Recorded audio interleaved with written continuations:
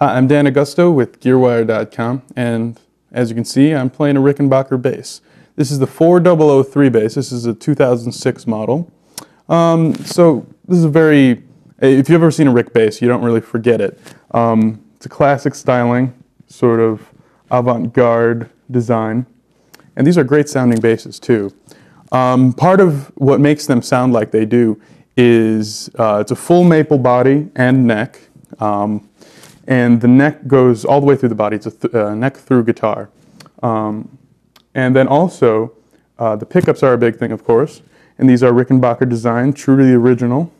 Single coils, hum protected. And the bridge, which is a big hunk of metal.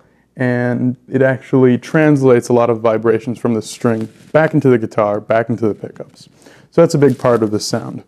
We have a rosewood fretboard. And something that Rickenbacker does to their fretboards that's a little different. They use lighter rosewood and sort of a lacquer finish instead of like a matte finish like a lot of companies will do. It makes it feel a little different. It's a bit more slippery. Some people like it, some people don't.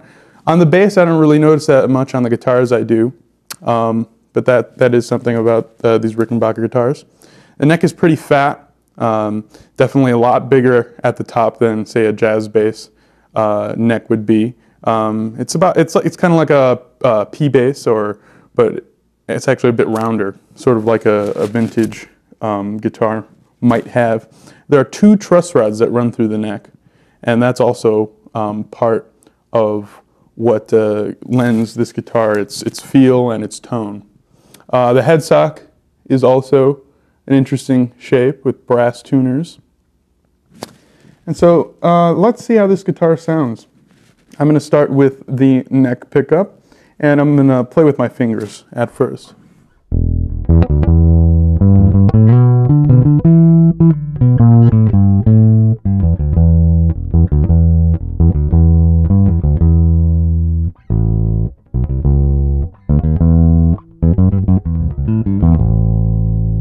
All right, so now I'm going to try the same pickup with a pick, and this is a green Dunlop pick with a gator on it. These are heavy picks.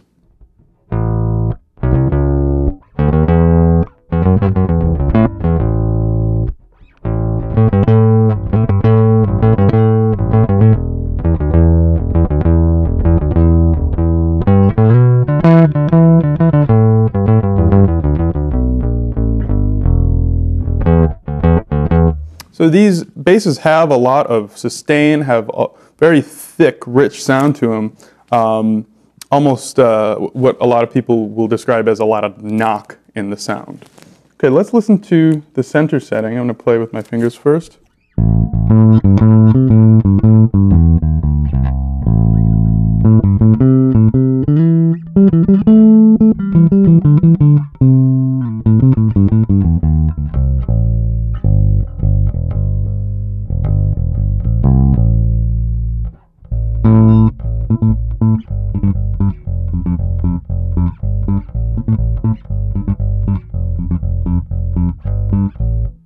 All right, I'll play with the pick now.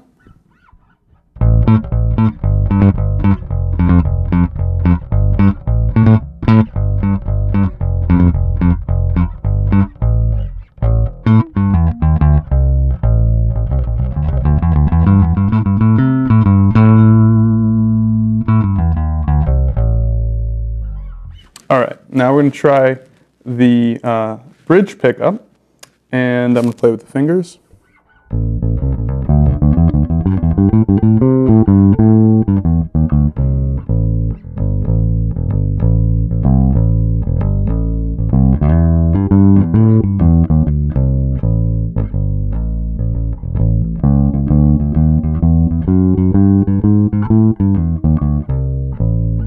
All right, and with the pick.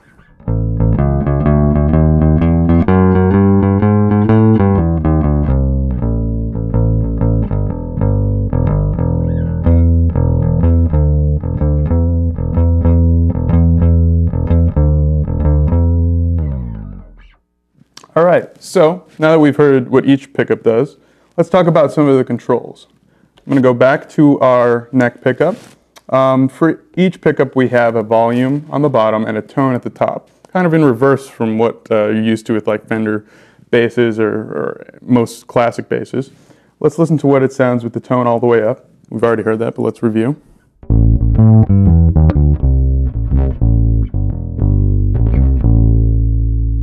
All right, I'm going to turn the tone down.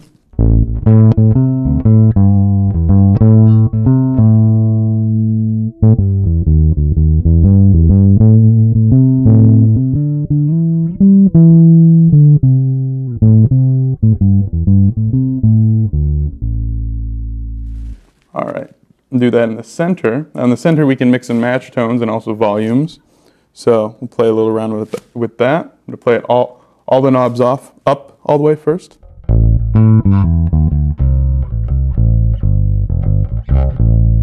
All right, now I'm going to turn down some of the treble tone, see how that sounds. Turn it back up.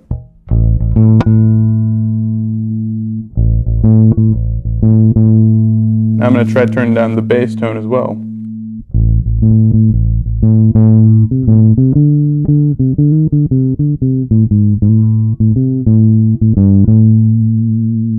Now if you're listening on like computer speakers or smaller speakers, you probably don't even hear that right now, but that's just because I'm taking out all the treble frequencies.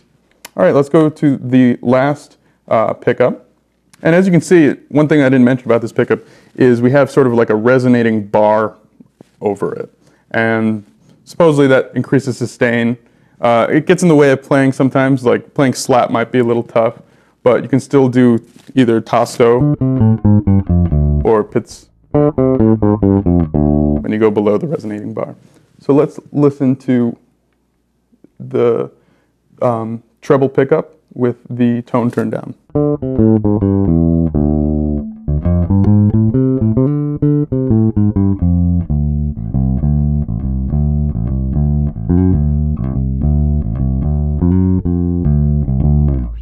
All right, and all the way down.